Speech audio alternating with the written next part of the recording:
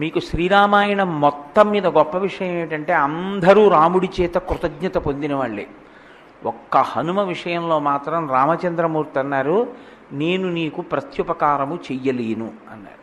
మదంగే జీర్ణతాం యాతు యత్తయోపకృతం కపేహి నరః ప్రత్యుపకారాణం ఆపత్సాయాతి పాత్రతాం అన్నారు. అంటే నీవు నాకు ఏ ఉపకారం చేశావో హనుమ, అది నా శరీరమునందు జీర్ణమైపోవుగాక.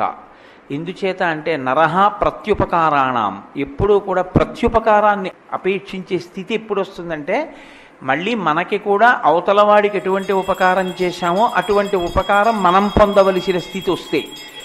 రాముడికి ఆపద వస్తే ఉపకారం చేశారు హనుమ. ఇప్పుడు రాముడు హనుమకి ఉపకారం చేయాలంటే హనుమకి ఆపద రావాలి, హనుమకి ఆపద రాదు. కాబట్టి రాముడంతటి వాడు ఏమన్నాడంటే నరః ప్రత్యుపకారాణం